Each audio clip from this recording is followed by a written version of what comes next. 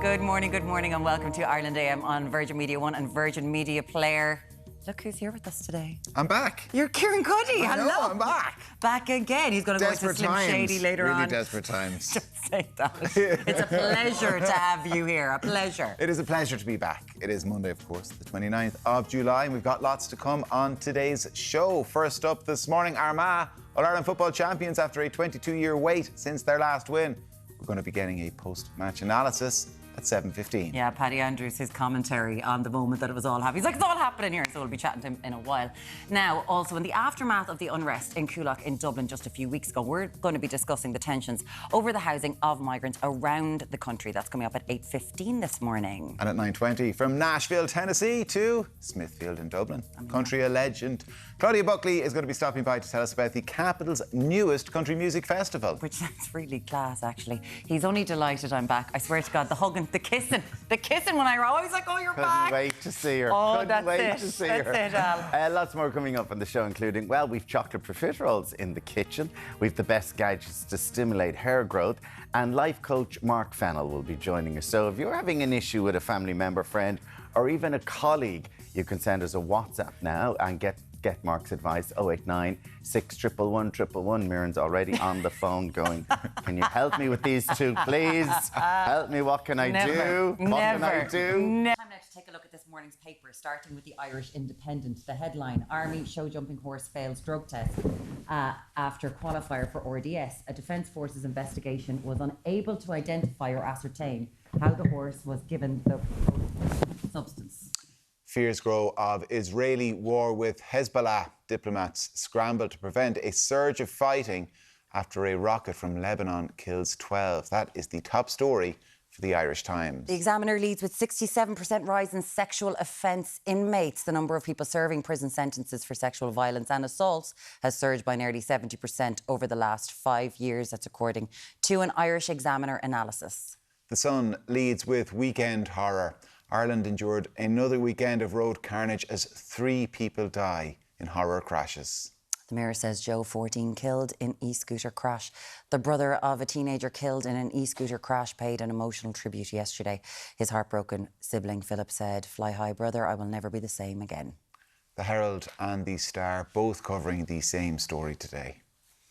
A front-loaded budget bonanza, energy credits and double social welfare payments will all be front-loaded and paid to voters this year in a budget 2025 pre-election bonanza, as ministers told the Irish Daily Mail. That's the top story there. Now, after the break, up your ma, up your da, up our ma.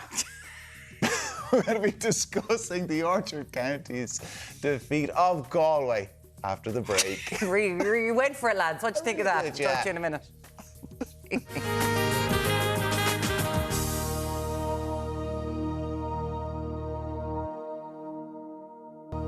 Now, Armagh fans jubilantly celebrated at Croke Park yesterday when they defeated Galway by a single point in the All-Ireland Senior Football Final. Joining us to discuss yesterday's final and the latest sporting news is former Dublin footballer Paddy Andrews and sports journalist Daniel Hussey. Good morning, gents. It's lovely to have you here. Morning, guys. So, let's go positives first, Paddy, right? Yes. Let's say because we've got brand new All-Ireland winners. They've won for the first time in 22 years. Yeah, it's an incredible story. It was a unique final. Obviously, the Galway and Armagh, the teams know each other so well. They played each other only 7 weeks ago in the group stages of the championship. But for both of them to be in an All-Ireland final, it was massive. For Armagh, it's only their second time that they're champions, but their first final appearance in over 20 years. And for Galway, 23 years since their last win back in 2001. So for either team, whoever got over the line yesterday, it was going to be monumental. And you could see the buzz in the build-up to the final around Drumcondra yesterday. The noise, the atmosphere in the stadium was incredible. But it did lead to probably a very cagey match. The teams know each other so well. It was 6-6 at half-time. There was so little between these teams. All the preview was that this is going to go to the wire. Probably extra time, maybe a replay similar to the hurling the week before. But Armagh, the impact off the bench, which has been the story of their summer, proved the difference again yesterday. Galway will be kicking themselves. They had opportunities. They were probably slight favourites. 9 wides. 9 wides, Yeah. and in a game that was going to be that tight, you could really afford. This was a big moment. Rob Finnerty's Galway's free taker. he goes off after 10 minutes. You thought it would be big at the time, and it really did come back to bite Galway. They were really poor from pre. Shane Walsh, who 2 years ago was outstanding in the All-Ireland final, had an off day in front of the post. And like I say, when you lose a game by a point, there's loads of moments you look back on. But for Armagh, their story, second year in a row, a Division 2 team has won the All-Ireland Championship. And I have to say, I did not have these guys as All-Ireland champions 3 or 4 months ago. And I don't think many people did, but it's a credit. Kieran McGeeney, what an icon he is in GAA, but particularly for Armagh. The manager, and of course, played back when they last won the All-Ireland. Captain when they won their only other victory back in 2002. There was an amazing stat. They've played each other 6 times, and McGeeney has been either captain or manager for 5 of the 6 occasions that Galway and Armagh have ever played each other. And was it 3 draws and 2 one-point wins out of those 5 of those 6 games, something like that? Nothing in the games. You mentioned like no one would have called at the start, like Armagh were my dark horses. When I was on this show. I love it. We're going to find it. Paddy. The unfortunate thing. Out The unfortunate thing, it was 2021 when I did tip them. So because they have had that monkey on their shoulder about the penalty shootouts. I'm just on the that. last few So years. I went to the Monaghan game last year, and I just felt when they lost that game, I thought either it was the end of the road for McGeeney or it was just the end of the road for this team, and they'd have to change something, because in that last 10 minutes when the game was there to be won, they weren't able to do it. And to turn it around, not just from that, but the Ulster final this year as well, and the disappointment that they've had over the last few years. And even you mentioned McGeeney when he first came in, all the waiting for that first championship win for a couple of years, in his first couple of years when he was there. But I think the biggest thing for him is being able to develop a panel of players. So he's been there almost 10 years. Yet they haven't. You mentioned the subs. He's the longest-serving inter-county manager. So a decade in the job, so many near misses. And you're right, when they lost last year's quarter-final to Monaghan, there was a bit of frustration within Armagh, and clubs supposedly calling for McGeeney to leave and to turn around. And the first trophy, not an Ulster title, not a National League, they won the biggest thing, first of all. So but I always think it's amazing with sport how much the result determines all of the analysis. Armagh could have lost that match after the goal yesterday. Yeah. They completely sat back and they let Galway come at them. And that was if Comer and Walsh had kind of been in the form that we were used to them being in, Galway would have won that. And the analysis today would be the exact same. It'd be McGeeney that they don't have it in them to close out a game. Yep. And they went through they scored a goal in the 47th minute. And at that point, you're right, they concede all of Conor Gleeson's kickouts and they come back, and it is basically them saying to Galway, are you good enough to break us down? And it's worked for them.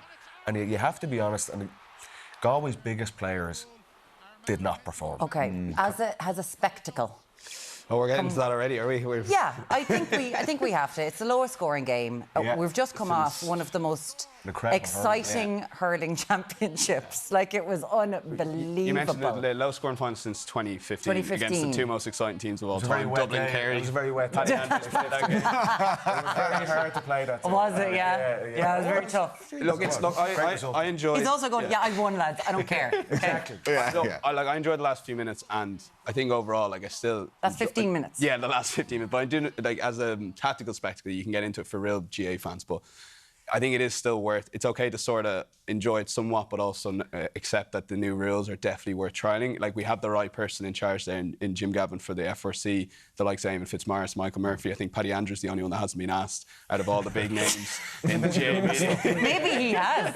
Maybe he has. But I think they're, just so people know, they're going to do trial games. They're hoping to have them in. Now, but they're also trying to what are they doing? Yeah. In like September, October, like the provinces are going to play each other, and they're going to hope people can actually go to the game. So from that, it's going to be the talk over the next few months. We'll actually see the rules in action. The big thing, like, that is the biggest. Over 1 million people watch that. Absolutely. It's the biggest spectacle, and it's not just GA people watching it. And if you're comparing the previous Sunday, there's no comparison. It was incredible. The whole hurling championship, the final was kind of the cherry on top. Oh, wow. The football championship has been a slow burner.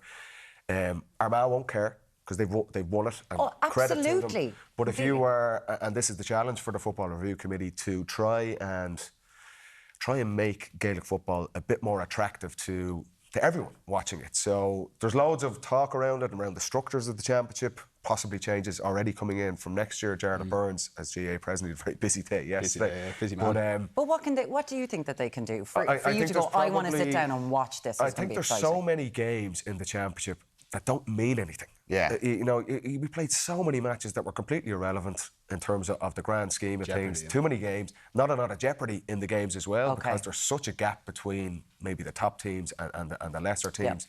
That's all up for debate. And then the rules itself, that trying to create a kind of framework where it supports more attractive attacking styles of play. But you saw that, it felt like Derry lost about 10 weeks in a row and they were still in the championship at one stage. Like every time I turned on the telly, they were losing. They could have beaten Kerry with a few Hammered in 3 championship matches and they were still in the mix. Yeah. But the best thing at the game yesterday was when Armagh did those couple of long kicks. I don't think I've ever seen that in a proper All-Ireland final. But it was exciting. It was a little bit different. So out of all the teams, Armagh do sort of try and mix it up, although they're well able to bore everyone. I like the rest of them. Over the last 5 weeks, when it's really mattered.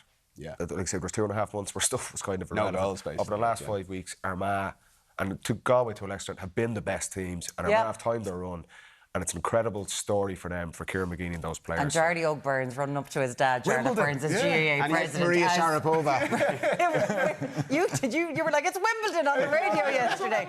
He ran up to the stand. See that type of thing, like, but it was, and to be fair to Jarlath Burns, it was a tough sell for Aidan Forker giving the captain's speech after Jarlath Burns. Jarlath's the president. He's a great man for the speeches, but particularly when it's his own. Thank you, McGeaney. And his son has won. But the atmosphere in there, it was fair incredible. play, exactly. You could see how much it meant to Armagh. For only the second time ever. Just last thing Between that and Olympics, you'd forget there was anything else happening. But very quickly, the Belgian Grand Prix, I actually did forget until I got an alert to say George Russell had won the race, and then about 10 minutes later, another alert. George Russell has been disqualified from the race. And he might lose it. So basically, his car came underweight, which is something happened so rarely. I think the last time was 10 years ago.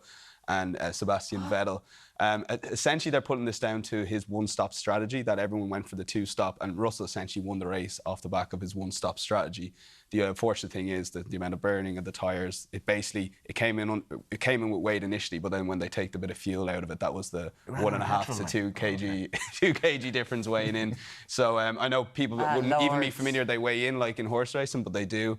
And he lost it. So it was Mercedes 1-2. And Hamilton at least got to win the race, but a massive drop the ball from, I guess, the Mercedes team. And George Russell, who sort of went out on his own to do the one-stop strategy. And for people that are only tuning in, yeah, like Max has sort of put his eye off the ball. He's playing Sims till all hours in the morning, 3 a.m. streaming. So people are saying he's taking his eye off the ball. Max Verstappen. He's busy wearing. Is he streaming online playing Sims? He's gaming out like the rest of them. Better than that, lads. Come on. Lots of trouble in football, but it's not as bad. God, Monaco. Living in Monaco sounds so exciting, doesn't it? I'm playing Sims until 3 a.m. Forget the casinos. Lads, it has been an absolute pleasure. Thank you for giving us that Wimbledon moment yesterday. I really did enjoy it. Paddy Andrews and Daniel Hussey, thank you so much for chatting with us this morning. But we are not done with sport, because coming up we're going to be discussing Team Ireland at the Olympics after the first weekend of Paris 2024. Don't go anywhere.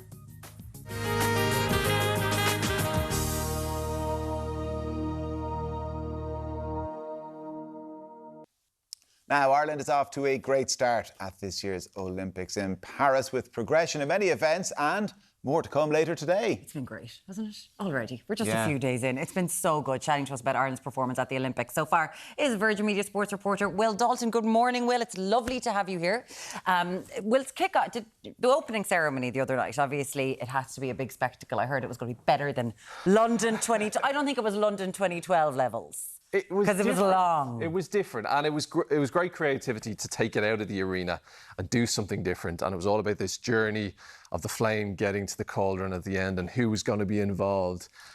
Look, it was... I felt so sorry for them. Everybody who was involved was absolutely soaked. Serena looked appalled. Williams. She actually was the first person to crack and just be like, ugh, it's just miserable. Falling out of the boat. I hate this. I know. It's like, you know how important my hair is. What are you doing? But even some of the dancers on the stages doing, loops and backflips and all this, it must have been so incredibly Yeah, I did hear some American momfluencers, they were going mad because this is not appropriate. I was like, they're doing the thing on the French Revolution. I mean, it's puppeteering. Would you calm down? Celine Dion, obviously, highlight of the whole thing. France have won the Olympics just for getting Celine Dion back, to be fair. Yeah. That's it. Give them a gold medal for just that. Opening ceremonies are trash, though. They're just such a waste of time, and people get excited about them, and I can't understand it. It's like 4 hours of interpretive dance. But you didn't enjoy That's what it is. But you didn't enjoy London No, 2012. London London Beijing. 2012 Spice was Girls good. came back. No, It was good. No, I we all like just that. think it's good because we're so exposed to the UK No. media. They've convinced us it's good. It's like we're Stockholm We can look syndrome. at Celine doing her No. bits here now. No, he doesn't like it. He's not into it. But it's Get on with the sport. It is sort of sure. Look, It set it up nicely. well, her big comeback, and then Yeah. it's all about supporting her and striving through. Because obviously, if you've seen the documentary, seeing her out and about in the streets of Paris, I was bawling, crying when I saw it. So I was absolutely delighted. Now, will we get into the actual sports stuff? I Why think not? is what Let's we talk should about do. a bit about sport. That's Will what we I'm go here with for. rowing first because Yeah. it hadn't been the best start? No, but Paul O'Donovan and Vincent McCarthy cruised through, and that was, to say it lightly, they just absolutely destroyed the fields in their heat, and they're through and looking really, really good. I think you'd have to say they'd be nailed on for a podium, if not better. But Paul O'Donovan is obviously talking about this underdog thing now, and he's saying we're seeded so low. Oh, we're going to take a few big scalps. I mean, they're the biggest scalp in the race, arguably. You know they are, but he's we're seated so low that I can't even count it on my abacus. You know, that sort of a way. So he seems to want this underdog thing going on. Yeah, sometimes that's a mentality thing, isn't it? Especially when they're defending champions. So you're trying to, they've been through a lot of training, they haven't competed much. And you're kind of wondering, will they be a little bit undercooked? Will they be a little bit overtrained? They looked perfect. The conditions were great for them. And they showed exactly, just how good they are, again, on the world stage. The rest of them, Fiona Murtaugh and Afra Kyo, and then Ross Cargan and Nathan Timoney also all through. Margaret Freeman, Aoife Casey, and then the women's fours will go in a repechage to try and get into the final again. So, listen, I think a good solid start from the rowers. What does that mean with the repechage? Repechage is like a second chance to get through. To get through, exactly. Yeah, so they're trying to help developing nations kind of compete in the Olympics. Okay. Now, shall we move on to the swimming? Mona McSherry from Sligo. It's just getting better every time she races. Yeah, and she is, world elite now. I think Daniel Whiffen has grabbed all the headlines, but Mona's been incredible. She kind of was the one with the flame in Tokyo, kind of leading the swimming team when we had much swimmers. We now have a proper swimming team, a collection of athletes, both guys and girls, which I don't know if we've really ever had in the Olympics. So it's great to see. It's great to see for Swim Ireland that, I suppose the work they're doing is coming through. And Mona was just amazing. National record last night to qualify for the final. And again, she's in prime position. You would expect a podium for her. They were talking about silver, so we'll wait and see. Well, only 5% of athletes get their personal best at an Olympics. I think that's some crazy statistic. And she did that. Because when you're performing on that stage, you go to the Olympics. For these sports, a lot of the sports in the Olympics, it is the prime thing. Their whole career is dedicated to this. And you're focusing 4 years training on this one moment of standing on that thing, ready to dive into the pool, hoping that you don't freeze, that the crowd don't get to you, that you don't let your emotions get to you. And she just blocks it out, performs, and that's elite level. She had a big smile. She was chill. She was brilliant. And Gavin Noble is the chef de mission, and he's a really impressive guy and really interesting. And he was talking about it, and he said, for the casual fan who doesn't pay any attention, they want the medals and the podiums. But he goes, the athletes themselves, they realise it is that personal best. If you can squeeze out that personal best, that's your Olympic medal to a degree. You know what I mean? As in, you can't be expected to do more than that. You know what I mean? Yeah. So it's just, you love to see it when it's built up over a 4-year arc to just do this. come to fruition. And you said that someone who was taking the headlines, of course, has been Daniel Whiffen. Yeah, completely. Daniel, I met him a couple of weeks ago. We're going to see a short little package in here now. We've done all these athlete profiles, trying to get behind the sports and getting to know the guys in Team Ireland. And yeah, Daniel is elite. Yes, we've got Mona McSherry's race today. Danielle Hill is also racing the backstroke today. And Daniel Whiffen, his 800-metre freestyle is today. Let's have a look at Will chatting to Daniel.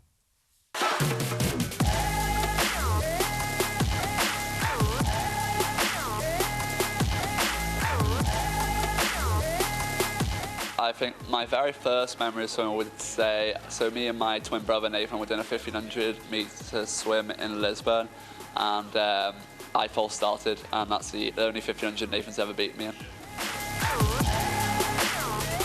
I'm quite like a high goal setter, so my opinion might be different from others, but I'd say I was probably good. My first year at uni in Loughborough, I qualified for the Olympic Games within 5 months of being there. I'd say that's when I was like, I feel like I'm really good. To be honest, I don't know why swimming. I think it was just what I was good at when I was younger, and I just carried it on. And I think the reason why I compete in the distance events, I think they're the best. They're the best to watch, especially at the moment. And they are most fun, I think, for me. And the training's great, you know what I mean? I love it. The whiff. The whiff. The whiff. That's what we do when we're in. We'll the all whiff. be doing that now. The whiff. Come on, the whiff. Come on, the whiff. Boxing, Will. So it wasn't maybe the start we were hoping for in the ring. No, not at all. 3 losses, and especially losing, I think, Aidan Walsh, who got bronze for us in Tokyo, was a big, big surprise. Grania Walsh as well. So, yeah, I think, you know, young Jack Marley, who is another one of the profiles we did, you can check that out on Virgin Media Sports social page. Jack is just full of enthusiasm, full of youth. And I think it must have been difficult going in knowing that it was kind of resting on his shoulders now to turn this around for Team Ireland, for especially the boxing, when we expect the boxers to do well. I know. And he just went in. He really brought it home last night. He just destroyed the Polish boxer, I thought, and great win. And he had said afterwards, good to get it done. Because although he was like, we are individuals, we are a team, and it really does matter how everyone's doing. Yeah. So it's nice that he can now help the rest of the team go forward, hopefully, God willing. Completely as well, because when you see boxing as individual, but then we talk about the team of boxers, but then I think as well, what you mentioned with Gavin Noble, they've done well to create this whole Team Ireland. So everybody going in, even from the uniforms for the opening ceremony to the closing ceremony, it's all been done really, really well. And are you a massive badminton fan? You've always been a huge badminton fan. Huge badminton fan, yeah. Do you want to see my Nat tattoo? Do you have your Nat tattoo ready to go? My sleeve's too tight. We all became badminton fans on now for later in the week, Saturday night. Side, right? He was so good on Saturday night. He was brilliant. He was brilliant. And again, this is not really a surprise to some of us. Again, another one who I met. Again, a great personality of, I'm going there not just to take part. I'm going there to try and make an impression. So his second game is today. Also, Ireland are playing South Africa in the sevens, in the women's sevens, aren't they? Yeah, their first victory yesterday. Victory. On Monday they're playing Australia. Yeah. They crushed South Africa yesterday. Now, they were unlucky against Great Britain, 21-12 in that. But look, they got the first win, 39-0 against the South Africans. Australia are going to be a tough fish, let's be honest. They were against Britain. Yeah, they were.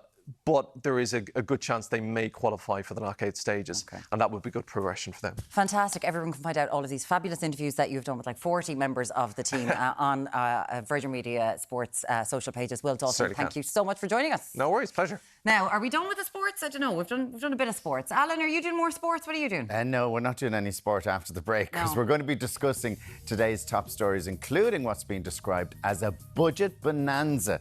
Oh yeah, we're looking forward to that. Don't go anywhere.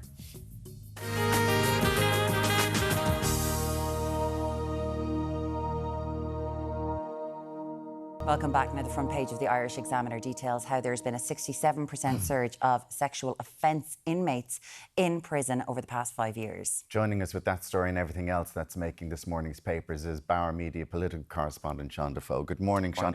And let's start with that startling figure of the amount of sexual offenders in prisons. Yeah, it's a big rise, but like we were talking about off air, it's not necessarily a rise. This has been happening. It's just that the reporting is there more, Gardaí take it more seriously, and now you are seeing more convictions, and it is leading to a big increase in those getting prosecuted for it and sent to the prisons. The problem, I suppose, the knock-on problem that's having is then capacity within the prisons, because you have a lot more people going, 67% more. At the moment, or as of last week anyway, there were more than 5,000 prisoners in a system that has a max capacity of 4,500. So they're now moving prisoners around. It's typically the Midlands prison that sexual offenders are sent to, though there are units in some other prisons. And now what you're seeing is, for example, there was a dedicated unit there that had about 200 cells for rehabilitation mostly, that was trying to work really hard with those particular prisoners that they thought could be rehabilitated and could be maybe released early and back to society and rebuild their own lives as well as everything else. Now they're being displaced out of that unit by people convicted of sexual offences, and so their own rehabilitation has sort of had a knock-on effect. Because the overall number in prisons have jumped by 23%. Yeah, like it's just big. The overall number. So just total overcrowding. Yeah, and it's not just sexual offences as well. Assaults have seen a 68% rise. There's 693 people in jails convicted of assault at the moment, and obviously there's been a few high-profile incidents of that over the last couple of weeks and months. So these are crimes that there does seem to be much more of a crackdown on. Obviously, when it comes to sexual assault, there's been a huge focus, particularly by this government, that this is not something that's acceptable, that gender-based violence, that sexual violence is not something that's acceptable. We're a long way away from things being right and being perfect on it. And because of that, people are more willing willing to come forward now to report this, which is great. Yeah, and they think they actually will get a prosecution, because one of the big difficulties always was you have your story, Yes. you might not have a whole pile of proof in that it's your word against your attacker's word, but now that word is being given more weight in the courts. Yeah, and certainly the guards over the past number of years have undergone a huge amount of training in this area. But also the fact is, prison is meant to be a deterrent to committing a crime. And that didn't seem to be happening in Ireland, even if we just take assaults, like violent assaults on the streets in Ireland. They're going up. So, but people were getting suspended sentences. Like, you know, we've seen so many cases of currently on a suspended sentence or however many previous convictions, and they're out there just slapping the head off someone. Yeah, and that's something that's a real problem for the judiciary as well, because they're like they don't have access to a huge amount of data. I found this really interesting when I went looking into it, that even judges, when they're trying to decide on a sentence, can't always look back at the data that's there, because the only published sentencing and reasoning for why they gave their particular length is from the appeals court. So if you have a High Court case, for example, you might not necessarily have the published judgment to refer to. So judges have a huge amount of discretion themselves as to what's a mitigating factor and what's an aggravating factor. And we've seen with judges over the last couple of months, and some of the sentencing has been causing absolute uproar. Totally wacky. But even when some of the most esteemed barristers in the country can't get access to the decisions as to why the judges have reached this, it's a remarkable thing. Now, one thing that might happen, whether this will increase the numbers inside in prison, and this is about the government will ban sex for rent, which I was scratching my head going, sorry, that's not illegal, because it's certainly something that happens. Yeah, it's crazy that it's not. That we even have to say that, you know, asking for sex for rent is something that isn't illegal. It's totally mad. It tends to be something that's targeted towards foreign nationals who are here and who are maybe I wouldn't think a lot of people would be like tuning in this morning going, what? Yeah. Like, this is actually happening. And like you were sort of saying, even on some social media sites, it's sort of saying favours can be offered for... Services can be offered in lieu of rent. Yeah, and there's been a few high-profile cases of it in the last few years, which is why it's kind of out there on social media. Yeah, it absolutely has been going on. And they tend to target foreign nationals because they know that Irish people, one, wouldn't put up with it, but also that they'd be plastered all over social media. And just foreign nationals just desperate to try and get some kind of accommodation. More vulnerable, might be new to the country. Things are so bad at the moment that they kind of have to take whatever they get. And you see some of the conditions that landlords are putting up where you've got 18, 19, 20 people into a single house. It's pretty horrendous. So they're taking advantage of very vulnerable people. Now, I'm even sceptical of the legislation, because how do you police it still, you know? Because if you are, it's a bit like with the RTB, when you go to a problem, if you have a problem with your landlord, you can go through all the processes you like. That landlord could still kick you out or could still make your life hell while you're living in the house. There, So how they actually police this will be very interesting. Yeah, it's interesting, but you can see it online. I don't know what you make of that issue that we're finally banning sex for rent. 0896 111 111. Budget bonanza is what we're told on the front of today's papers. What's going on? What are we going to get? What might be happening in the autumn that would make politicians want to give you a budget bonanza? So there's lots in this. This is a report in the Daily Mail from John Lee. He's saying that we are getting the electricity credits again, the €450. But all in this year. All in one go. So usually when you get budget decisions on social welfare or whenever, it takes place next year, or your tax cuts, it all starts from January 1st. The big change this year will be it's going to happen this side of Christmas. So with your Christmas bonus, if you're on social welfare, the double child benefit, all these kind of things will happen this side of Christmas. Is that gearing then that we're definitely going to have an election before Christmas? Yes, that's exactly what they're at here. Yeah, with the budget is already a week early in October. I think we will be going to the polls at the end of October, early November, and this on the back of this, you rush the budget through on October 1st, get it passed through the door as quickly as possible, because it does take at least 2 weeks usually to pass all the legislation to give power to the budget. Then they go to the door saying, well, in 2 weeks you're getting 450 quid from us. You know, hey. Will that help you when we're placing your vote? 0896 111 111. But with the electricity credit, very quickly, 450 quid. We were run 42% by renewables last year in this country. That powered our country. It was renewables. Yet energy is still expensive and we need a credit for it. Yeah. Surely something's going to be done at some stage. But sorry, the economist's argument is that electricity is not as expensive as it was, and we don't actually need these credits, and it's a waste of money. So what are they doing? But it was buying your vote. No, but it's still more expensive than it was a couple of years ago. It was, but it's a lot less expensive than it was last year or even 2 years ago. This will cost the government 1.2 billion if they put this into place. Basically, the entire budget is going to be this. They have 1.4 billion euro to spend. 1.2 is going to be this. Okay. Wow. We'd love to hear from you. 0896 111 111. And we saw her on the front of the Mail there. She's on the front of so many pieces of paper. Legend, Edna O'Brien, a woman who stood up to an Ireland that didn't want her. She has died at the age of 92. after quite a long illness in London. When your first book was banned by the censorship board, you know you were probably doing something right in the Ireland this of is the Country time. Girls, yeah. And I kind of need to make friends with a few writers because the obituaries that they put up are just better than anybody else. You know, you said Joseph O'Connor saying that she was the high queen of Irish fiction and her influence would be long felt and the work long loved. And then John Banville, of course, saying she was the entrancing, one of the most warmest, sharpest tongues, most companionable and funniest creatures it was ever my good fortune to know. And then those tributes led by the president as well, who spoke beautifully about her also. She was fantastic. And when you read The Country Girls and you're like, that was banned? Like, Ireland was a very different place. So different. And as a teenager, you're like, how was that book banned? And in different part because of her and because of the work that she put in. It just changed the narrative about women's voices. Amazing. Very quickly, would you pay to quit smoking? This is an amazing thing that researchers estimate that if you give an incentive, people could stop smoking. And like 10,000 individuals would give up smoking for little as €2 million if this was to be introduced. So what's this? Yeah, when I first read this morning, I thought this is crazy. You're paying people, like paying smokers basically to give off it, right? But there's a study that comes from the Royal College of Surgeons in Ireland. They estimate there's about 800,000 smokers in Ireland and you could get half of them to quit by offering them €400. It sounds kind of bonkers, but they've done some actual research on it and they've put financial incentives based on how long you give up smoking for. So in this particular case, you get €100 when you start, you get €300 if you still aren't smoking after 12 months. Right. But put into context, that's about 20 packs of cigarettes.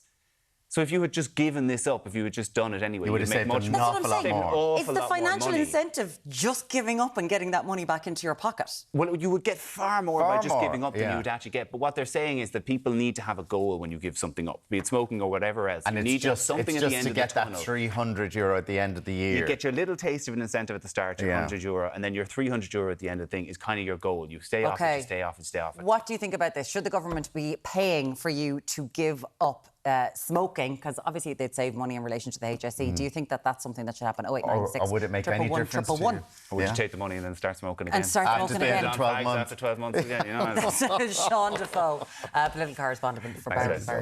Thank you so much. And still to come this morning, we're going to be discussing the unrest in Coolock in Dublin that happened a few weeks ago. Yeah, we'll see you back here very shortly.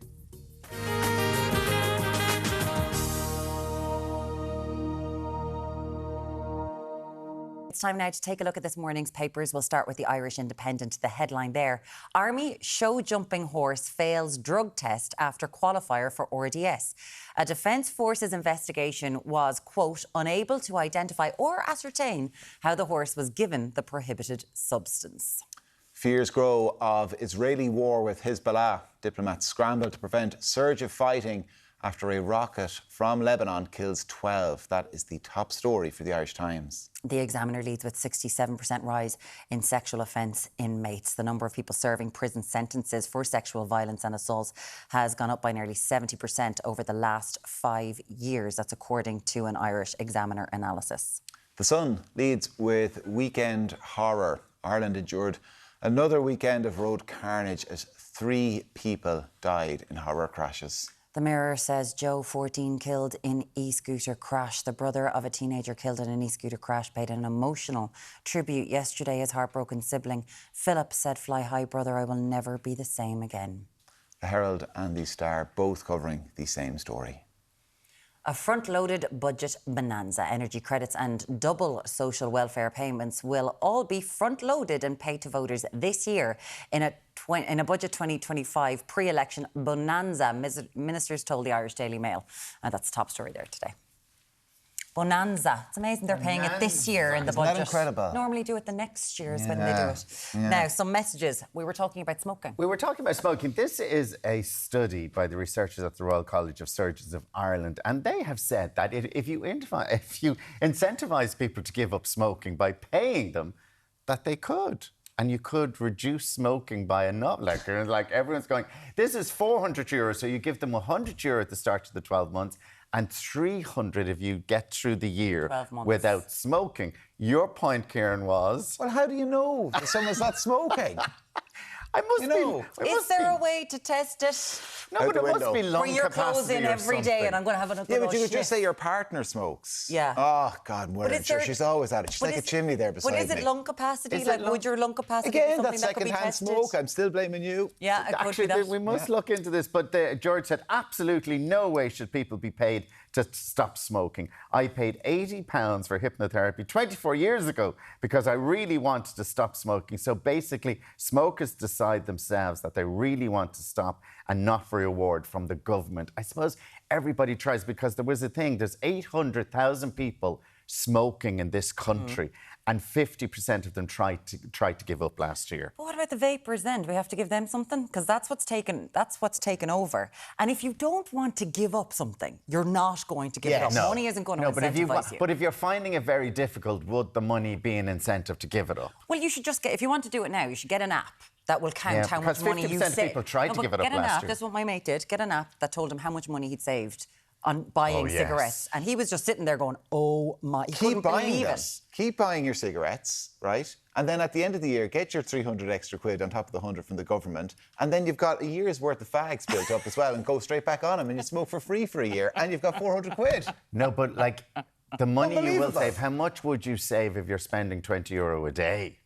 It's huge. Yeah. It's Yes. huge. Yeah. It's a huge amount of what's spent on smoking. Hazel says pester power is more effective than cash. My daughter pestered her father to give up smoking when she was about 6. And you know what? He actually gave them up. But isn't 800,000 people is a lot, isn't it? Yeah. For smoking. And you never really surprising. see smokers anymore. Yeah, you don't. People don't smoke in public as much. But there is something interesting. If you've been smoking for 50 years, 60 years, and next thing they're like, right, we're going to take your cigarettes away, often you can see that the health will go down. Like it does have, if you've been a long-term smoker, that you're kind of like, what's the point now? You know? 0896 111 111. What do you think? Should we be giving people money to give up their smoking habit? Up next, following violent protests in Coolock, we're going to be discussing how the Gardaí are equipped to handle public order. We'll also be discussing disinformation and what it actually does. Yeah, we'll be back here very shortly.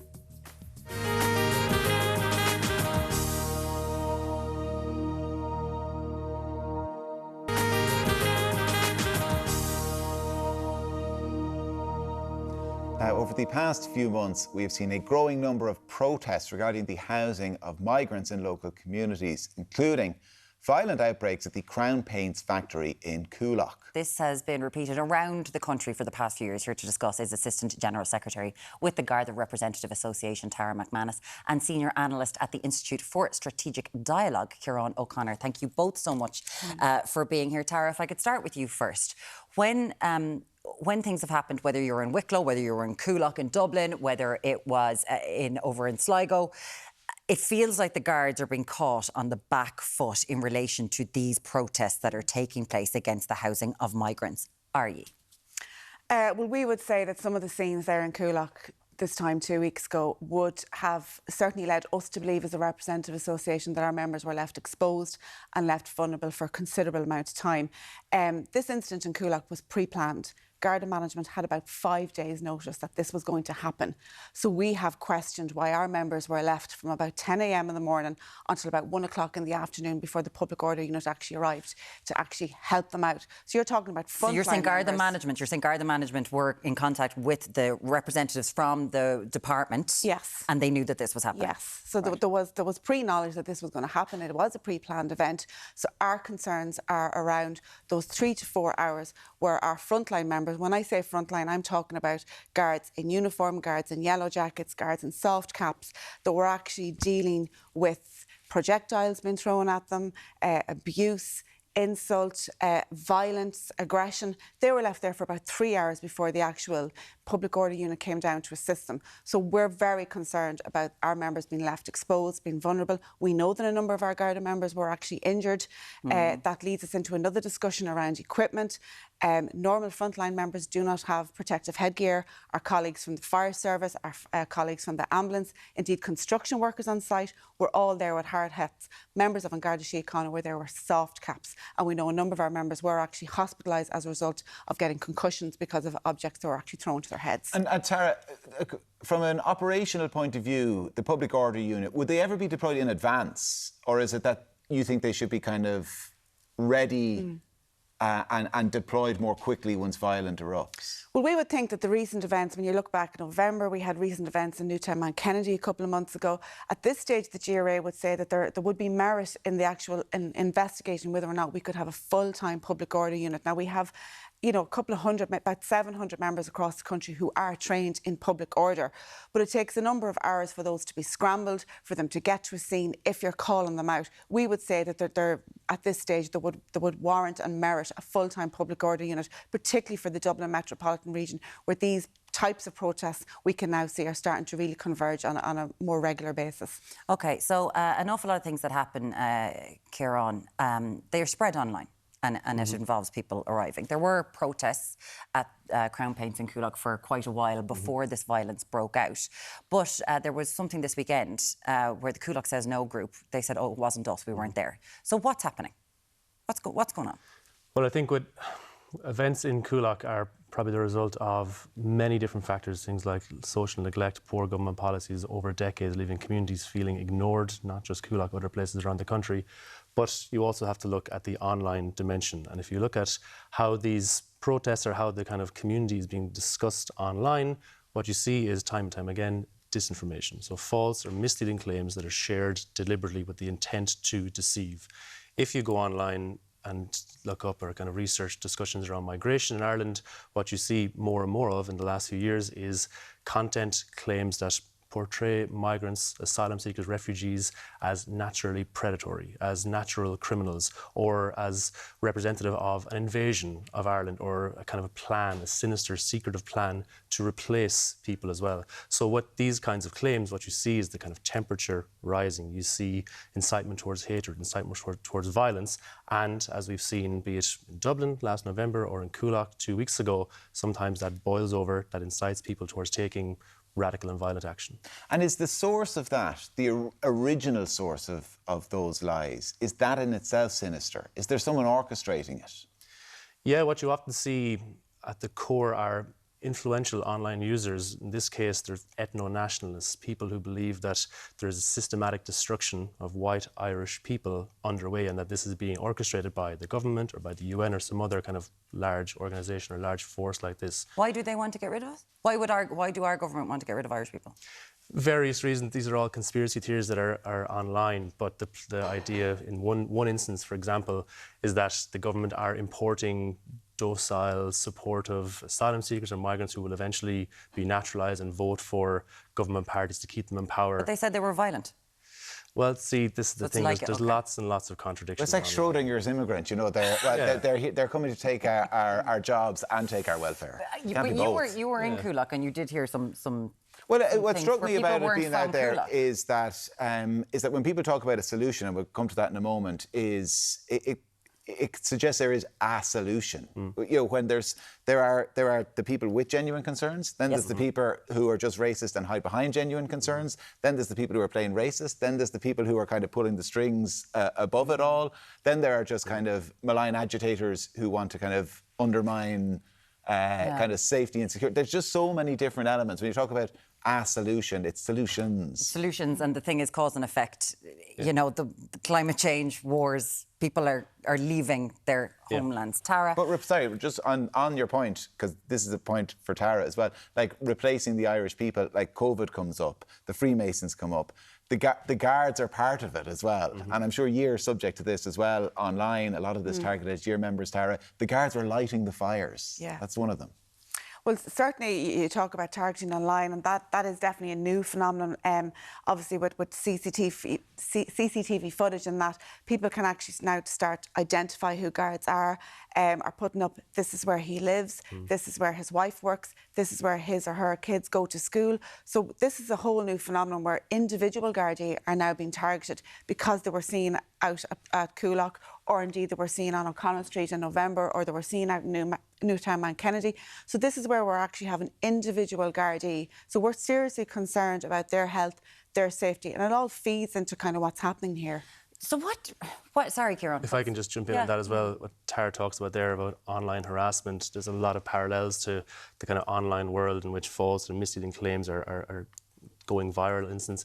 A lot of this comes back to social media platforms that are taking a hands-off approach to tackling disinformation or extremism happening on their platforms. Their priorities are advertising opportunities and audience retention, and that often means prioritising sensationalist, inflammatory content, of which anti-migrant stuff is the most Getting prominent. you angry keeps you on a social media platform longer, and therefore they make more money. But Tara, like this is happening in the real world. The guards, what the guards are responding to in the past 15 years has completely and utterly changed. Yeah. Right? So it's this whole new world. Are you ready to respond to this disinformation, misinformation online? Because that's where you're fighting as well now. That's what you're trying to police as well now.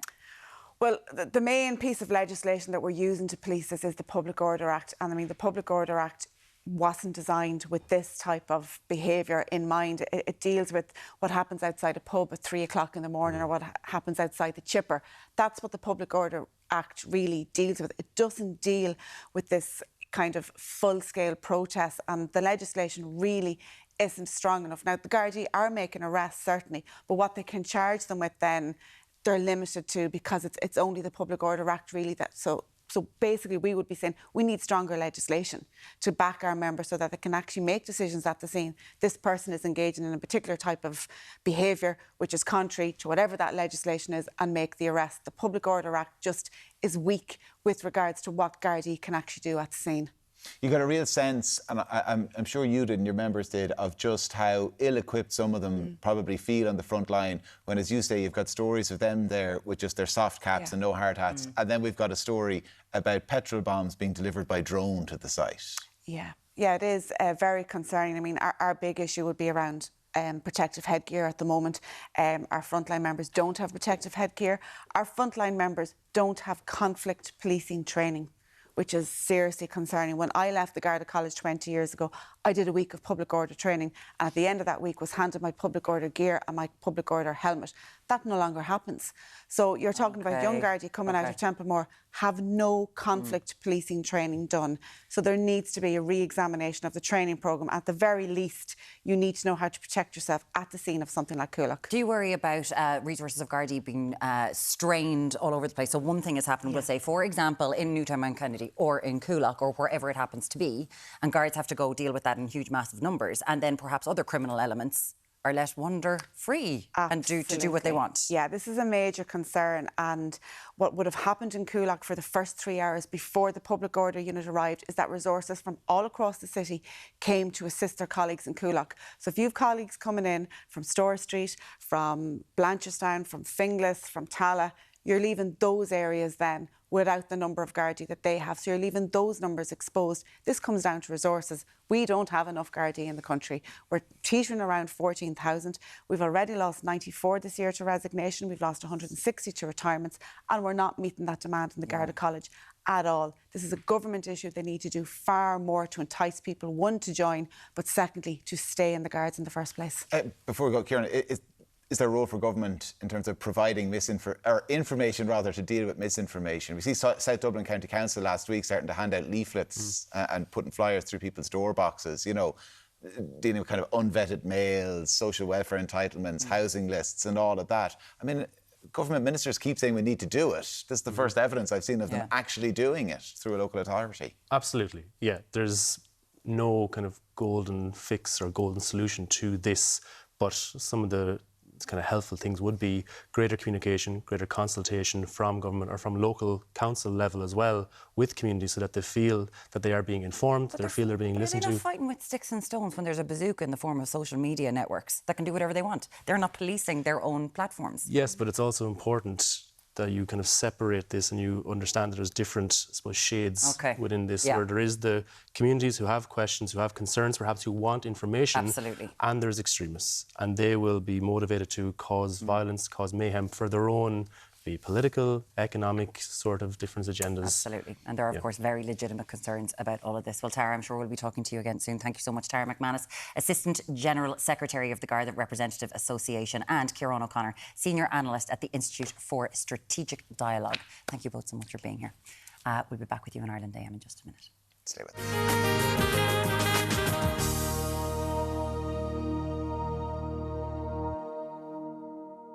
Now we've got chocolate and cream in the kitchen. Kieran, what's not to love? Oh, love it. Edward Hayden's right here now to show us how to make a choux pastry And a chocolate profiterole. Love a nice chocolate profiterole. The perfect Monday option, Oh, isn't I'm telling it? you. Yeah, after a heavy weekend when you want maybe something not quite this.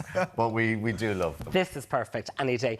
Now, what I'll say to you from the start is choux pastry is one of those things that kind of gets the fear up in people. Once you follow the very simple instructions, it will go perfect. But there's one stage at which it's critical. Oh, so I'll show you that. Okay. As we navigate through. Do let us know when the critical stage is coming up. I certainly will. Do make sure to listen. Now, here what I've got is I've got 4 ounces, 110 grams of butter, which I have just cubed up. Accuracy is really key with this as well. So accuracy is So is no, exactly like throw a key. bit of this in and a bit no, of a bit that. of this, a bit of that. I've got 300 millilitres there, which is a half a pint of water as well. So I'm just going to pop into the that. butter? Yeah, OK, so butter and water together. I'm then just going to put a little pinch of sugar. And again, what the pinch of sugar does is it aids the caramelisation. It aids that kind of browning process on the pastry.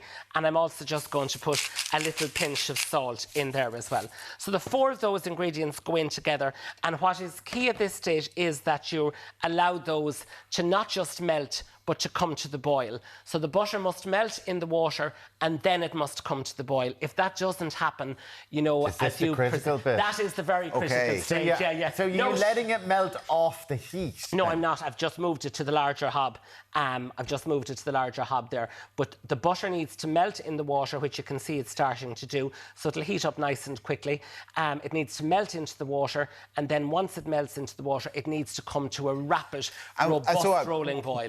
A lot of people, once it melts and it's kind of just a single liquid, they take it off. And that is the key.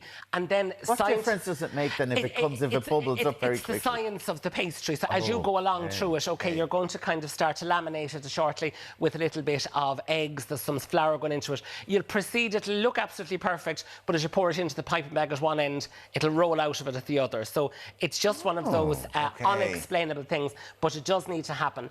The other thing I'm going to tell you is you're going to use the strong flour. Now again, there's all different types of flour in the supermarkets. This is a strong flour. Does it actually say strong flour on it? Yeah, strong baker's flour, used for the production of like yeast breads, croissants, Danish pastries, all of those sourdoughs, those enriched and fermented doughs. So again, it's a strong flour. It's a higher quantity of gluten in there. So again, these will be nice and firm when they're baked. Now you can just see this is boiling up. Very quickly. Now there's a couple of rogue little bits of butter in there that I can just feel. So I am going to make sure that those are in there, because no point in me pontificating about it and then for it to go wrong for me. I couldn't have that. So you can see how robust, how rapid that boil is. Okay.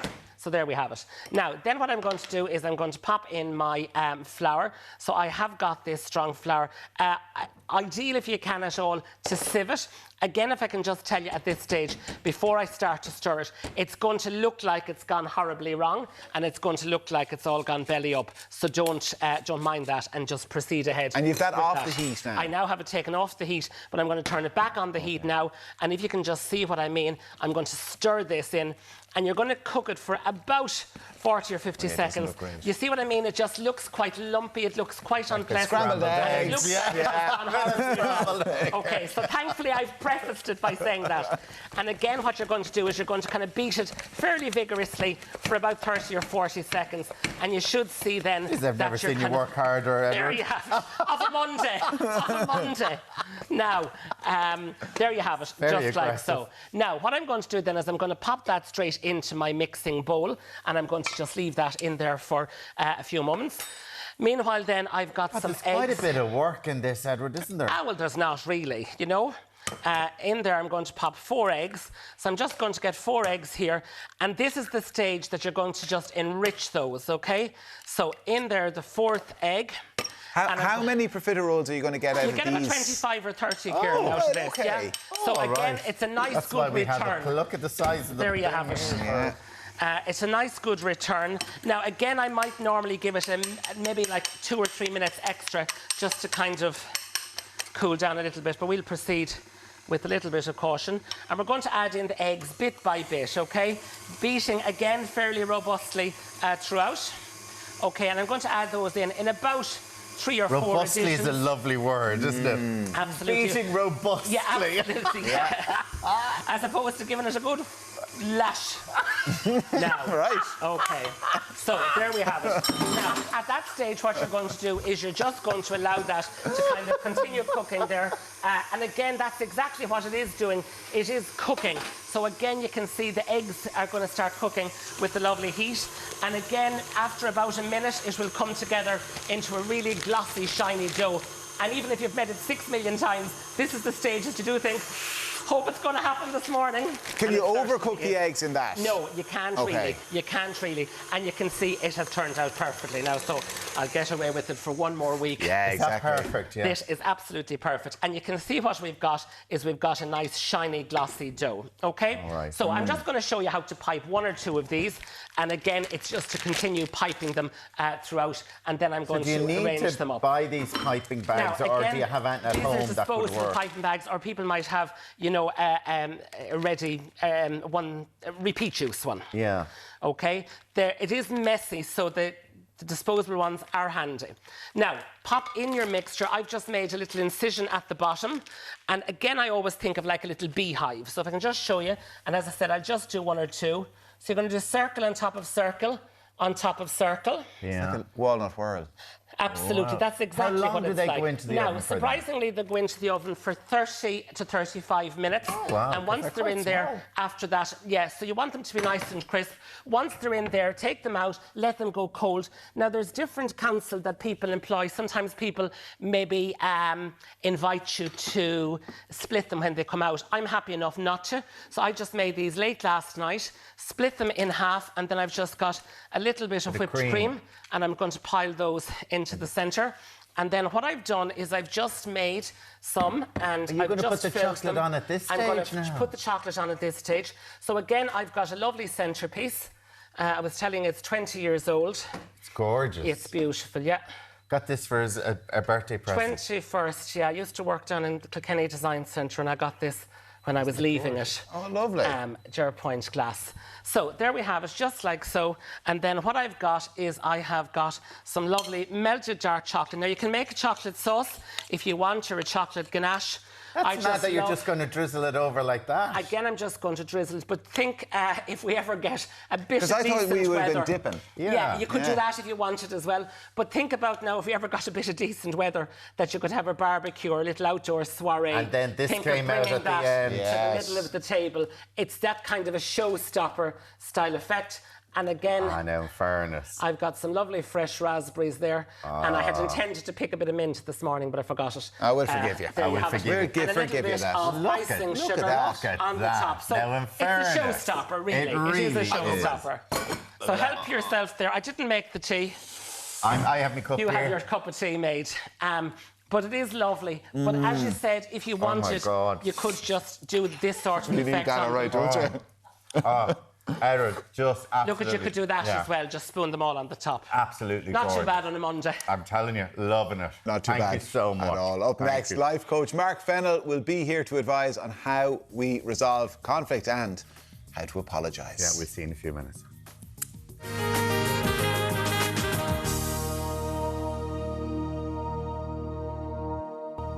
Now, whether it's at home or at work, there's one thing most of us hate, and it is conflict.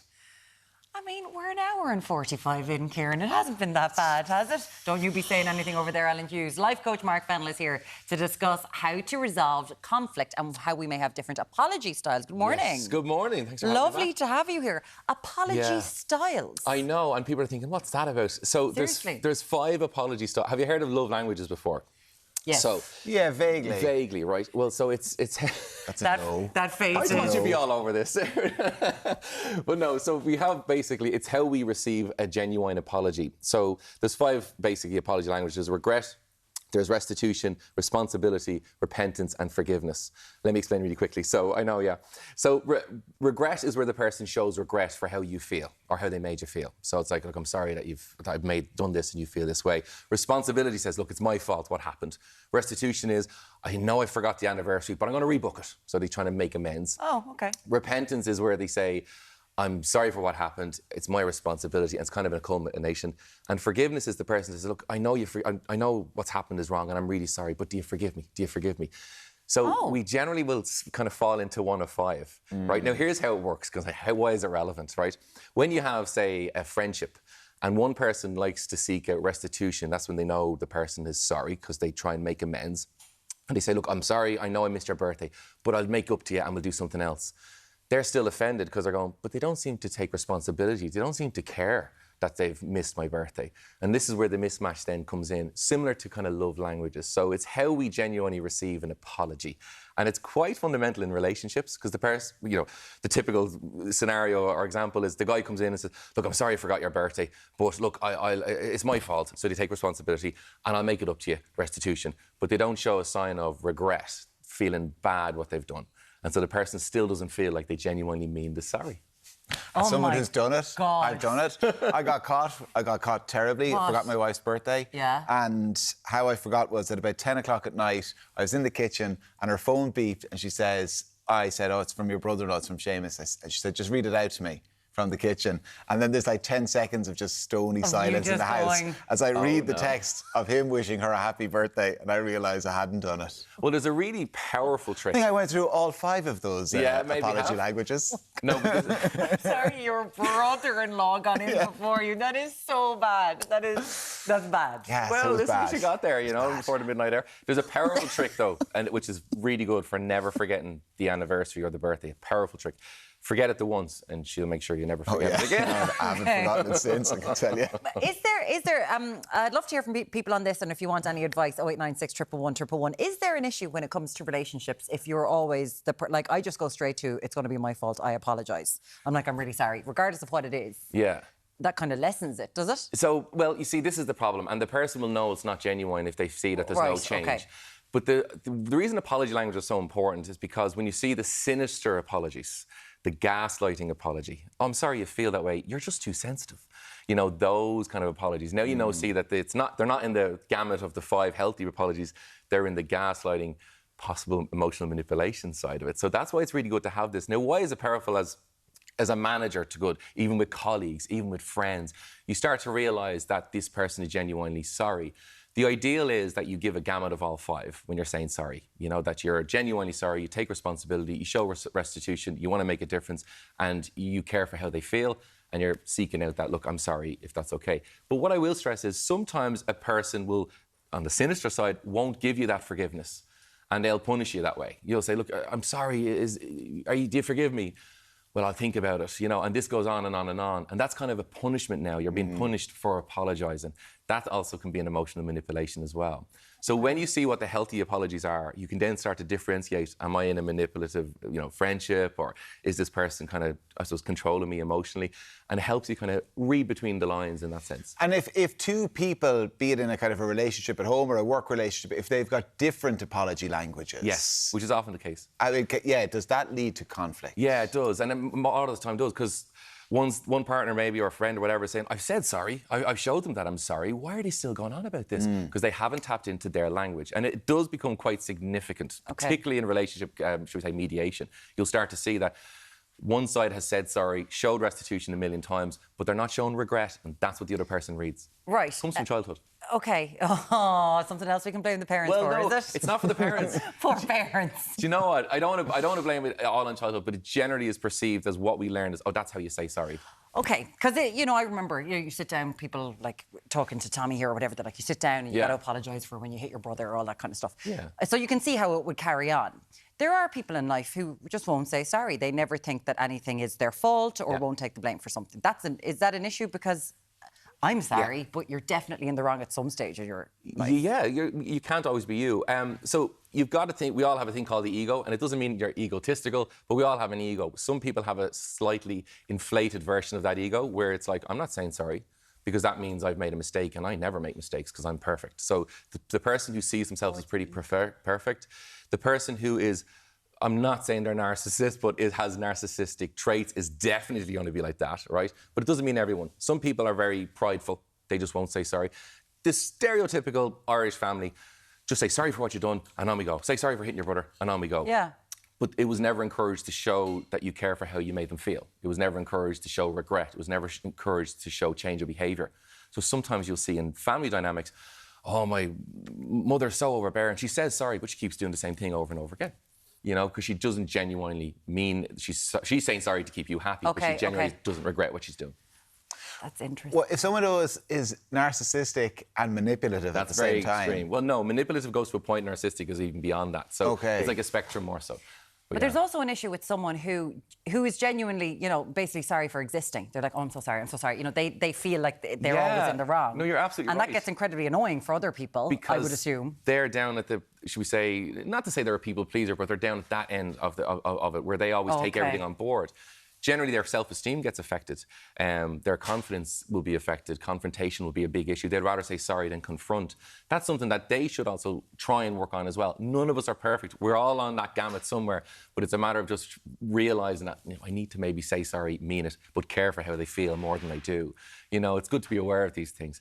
What you find is, this is interesting, as people move up in management, they become less emotionally intelligent and they become worse at making apologies. And that's why a mum with her kids is not going to say sorry a lot of the time. Oh, she's moved up to the top, Amanda. She's because that's what happens. It's the same mentality. Lots of studies on it. It's fantastic stuff. We would love to hear from you. Mark is going to stick around to answer some of your questions. So if you want Mark to get some of his advice, you can text us or voice note. It is 089 611 111. Also, Mams, you're the CEO. The mammies are going to be killing me now, please. It doesn't necessarily. Now, what do we got coming up? Coming up in the final hour, the country music crooner, Claudia Buckley, joining us in the studio. Yeah, Mark will be back as well, as we just mentioned, back with you shortly on Ireland Day.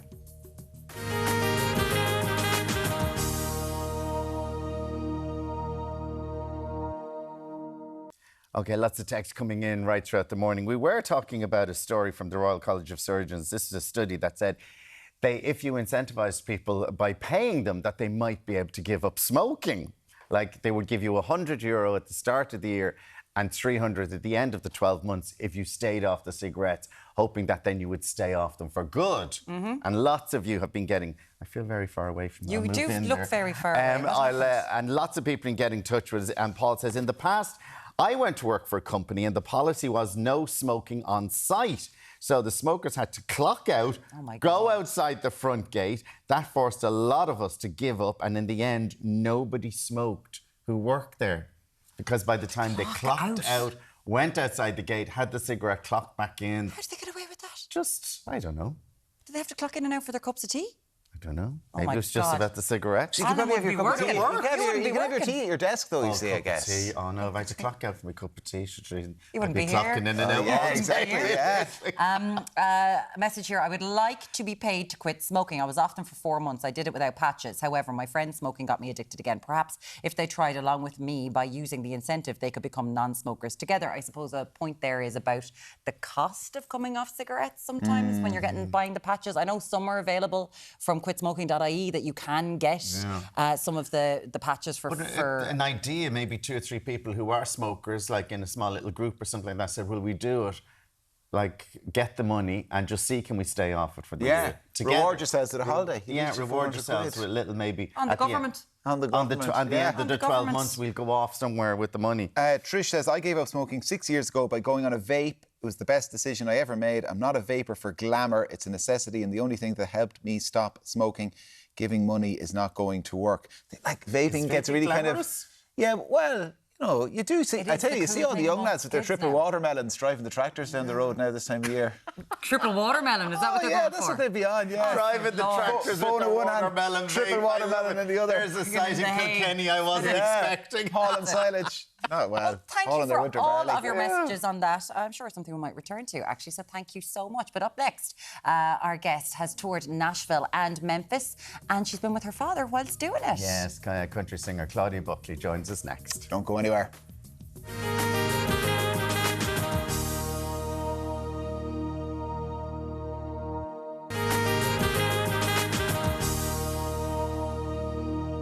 Welcome back to Ireland Day. I'm now a self-confessed country music nerd. Claudia Buckley was always destined to don the cowboy boots and take to the stage. Yes, and she's embarking on a mission to get more people nationwide loving country music at an upcoming festival in our capital. But before that, here's a look at her latest single, Once Around the Dance Floor. Well, just 18, and he looked like Steve McQueen, and I was pretty green and bright for love. Well, he took me out to bars, we went parking in his car, and every night he showed me what love was. And love was once around the dance floor, have another drink or two, just before we left the local bar. And love was once around the backseat of his souped-up Chevrolet, once around a dream and gone away. There we go. Claudia, welcome Let's go. to the show. Hello, Thank how you so are much. you? Thank you. You're telling us there when we're watching that this is actual real life around the country at the moment, where young people are just going to the dance, they're driving, they're not having a drink, or they may have a soft drink, and then they're going home, but they're literally there for the dance, Yes. once around the dance floor. Yes, once around the dance floor. Yeah, I'm very lucky. I have very loyal followers and fans that have followed me from 16, 17, and when they're 18, they're bursting to get out the door and into the gigs, and they drive there, meet up with their friends, have a dance. I chat to them at the end of the night, and they say, "Okay, good luck. See you next weekend." And that was three of the women in that video. They go to your gigs. Yes, They're going to be. Chloe, Ruth, and Amy. Yeah. So they go. They love the dancing. Yes. It's their social scene. You're going to be in Limerick tonight in the Woodlands. Yes. They will be there. They They will drive be from there. Monaghan. This is amazing. Yeah. Can you tell us about the dancing that takes place? So what sort of dancing is it? Set dancing, jiving, square? Like what is it? I was laughing at you saying know. I can square dance. That's so fun. I've never. But you said it's a slosh, is it? Yes. So there's a couple of different dances that take place throughout the night. We start with a jive. People come onto the floor and we'll do three jives. Right. We know Then a you'll do a jive, the couple of old-fashioned waltzes. jive that you'd know. 1, 2, 3. Oh, right. Okay. Then you'll go back into jives, liven it up again. Then you'll do something that's now called a slosh. A slosh. I've never heard of this. A slosh has been, well, I suppose the correct term would be line dancing. So it's the kind of the like it's what you would see, in America. The 1, 2, 3 kick, 1, 2, 3. But we call kick. it a slosh. A slosh, and little bits get added into it all the time. Every time I see the young ones week in, week out, they have like a click added in, or a clap, or a kick, and it's so cool. Like, you know. The people who this is obviously a full-time.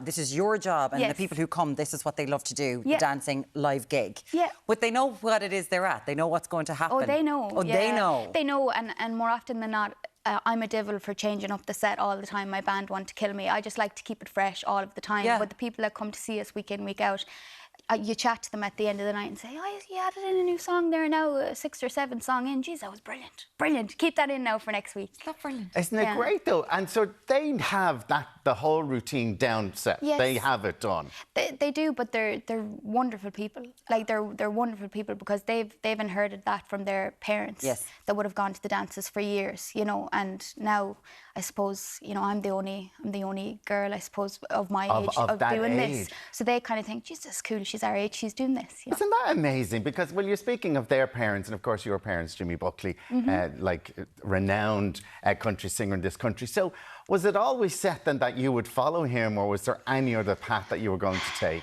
I always loved makeup and fashion. I trained in makeup and I loved fashion, and that was always a thing for me that I love and I still love, as you can probably tell. But no, music was always the way. But although he kind of, if anything, steered me away from it, because it's such a cutthroat industry. It's really, really tough.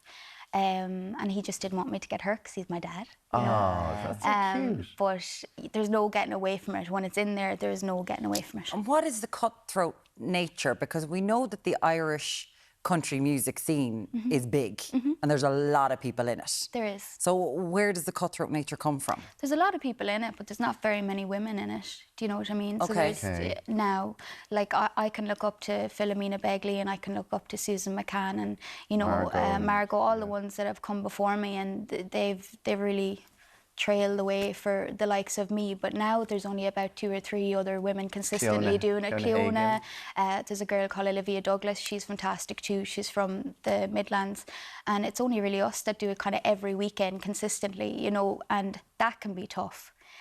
Trying to get mixed in amongst all these fellas that do it. That is so interesting because we do, and certainly on my time on the 6 o'clock show, there would have been a male Irish country music star on every week without a shadow of a doubt. And they're lovely and they're like fantastic. And I look up very to a few lot women. of them. I look up to a lot of them, and they're really, really nice, and they've been very welcoming to me, and they've given me lots of advice. Yeah. You know, Is this sort of trying to book the gigs in, or do like they would get preference to the gigs, the bigger gigs? Well, I wouldn't say they'd get preference to the gigs, but maybe somebody, a promoter, would say, oh, they'd get it. Maybe they've been around. This guy's been around a little bit longer. She's only, you know, 24 or 5, whatever age I would have been, and saying, you know, maybe this guy's going to get a bigger crowd than her. So she's only starting out, so she will give the gig to him. But now it's, thankfully, I've been welcomed with open arms, and we're up there with, thank God, touch wood, we'll stay that way with the top bands in the country, so it's great. Well, I suppose the lads can rock up to the gig, change the shirt, and off they go on stage. But look at this country girl glam. Look at this.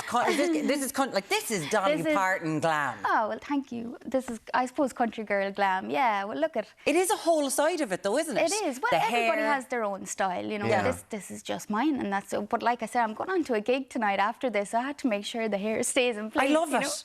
9:20 in the morning. I should get ready for the... But you see, I don't think people see this side of it, because you are gigging around the country, and it's not like, oh, we'll stay in the hotel and stuff. You get back into the van and you travel for hours to get home, and then the same thing happens the next day. You get up and you travel to the gig. We've a van with us now today. You know, we get in, and myself and the boys in the band, we lug in the gear once we get up here, get set up, do sound check, go away for a while, get the lads a couple of tea and sandwiches, and then we come back, and when the gig is over, I say hello to everybody for an hour, whatever that will be. Then you go in and you're helping push out speakers, get into the van, and good luck, and you're at home, and you go home for it, you know, and then that. But I'm not complaining, because it's all I've ever wanted. It's what I've wished for my whole life. Absolutely, and it's amazing. But you've got a big gig, which we were, myself and Tommy were talking about this, because obviously he's from Monaghan, the Irish country music scene epicentre, and there's a big gig happening in Smithfield in Dublin, which wouldn't be known for its country music tendencies. Yes, well, I suppose when you think of country music in Ireland, where do you think of? Do you think of Dublin for the first time? No. So not really, unless, you know, you're going to see one of the big stars like Shania Twain in the O2 or whatever, you know. So this is a brand new country music festival, Dublin City Council, Keole Country.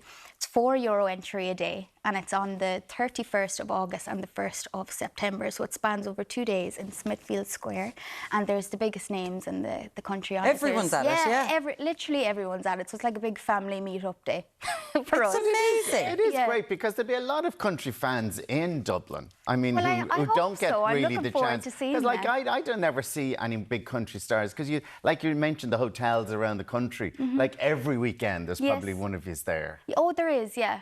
Like, guaranteed. So I'm in Limerick tonight, but that's Limerick. You know, up the north tonight, there'll be people everywhere in Coleraine and this, that and the other. So it kind of works from a Thursday, Friday, Saturday, Sunday. I could tell you all the venues off the top of my head, because I know where I'm going to be for the next 6 months, you know. It's just the way I'm programmed. It's the way we work. Because you have called yourself a country music nerd. No doubt, obviously, coming, like Jimmy Buckley is your father. It was definitely in the house. But he came back from Nashville when you were a kid, and he gave you a present of something that your school kids thought was, your colleagues thought was a bit weird. Yeah, so I suppose I was kind of like the weird kid in class, but I was blissfully unaware of that, because I was just in my own little bubble of loving country music, and the rest of the kids loved like Eminem and Justin Bieber. Sure, that was grand, but I just, you know, I wasn't into it. But Dad came home from Nashville when I was a kid, and my number one country music legend, I suppose, is George Jones. Tammy and George. Some of your viewers definitely know Tammy and George. Tammy Wynette and George Jones. Yeah, so George is my number one always. Dad actually recorded with him when I was a child, and I thought this was like, this still is unbelievable. But he brought me home a keyring of George Jones and like a t-shirt and all the rest, and I attached the keyring to my pencil case and my school bag going into school, and I thought I was class. Going into school Monday morning, look at me jingling, here me go everybody, and all my friends were like, oh, that is so nice that you did that. And I was like, did what? And they said, put a keyring of your granddad on your pencil case, you must love him so. And I just thought, this is so sad for ye that you don't know. That you don't know who this person is. When you say that you grow up like that and being such a nerd in it, then to go on then and perform in somewhere like Nashville and Memphis, that must have been like just a dream for you. It was. So Dad and I took it on ourselves to do a country music trip to Nashville. So we do it in May. We're doing it in May of next year as well. So we start off in Memphis, head up to Nashville for a few days, and then go out to the Smoky Mountains in Tennessee, which is where Dolly is from. And we brought 2 busloads of people with us, and yeah, we're doing it next year. And we even got to go up and perform in some of the honky-tonk bars, which was really, really cool. You know. What an amazing trip to get to do. It's a once-in-a-lifetime thing. It really is. What your dad like? Oh, no, it's brilliant. We had a couple of the boys in the band with us as well, thankfully, because, you know, when you're stuck on a bus with your dad for 10 days sitting beside you snoring his head off, you know, the odd time he wants to bust me and I want to bust him, but I love him more than anything. I just want to bust him. I can imagine. We'll say that to him next time I see Jerry Buckley. She just wants to bust you. And you won Female Entertainer of the Year at the Hot Country TV Awards. Yes, yeah, that was really cool. Thank you. That's amazing. I know, it was good because, like I say, when you're working week in, week out with your band and you're trying your best and you're, you know, really, really working toward it, to get a little bit of acknowledgement like that is nice sometimes. Oh, well, it really is. And look at, as you said yourself, you know the venues inside out. It's booked for 6 months in advance. And if people want to go, ClaudiaBuckley.com. Yes. People can find out all the information there and where you're going to be gigging. Or on my socials, we kind of update them every week as we go. So pleasure. Dublin City Council, Kill Country takes Smithfield, Saturday 31st of August to the 1st of September. Tickets on sale. We're going to learn how to do Country Girl Glam because we We're need going to it. do what's it called again? A slush? No. A slosh. A slosh. Claudia Buckley, thank you so much. Thank you. Lovely to see you. Thank Lovely you to see you. I'll be doing my slush in a fun, minute. is it? A slush Coming fun. up, Mark Fennell is answering your questions. We'll be back in a minute.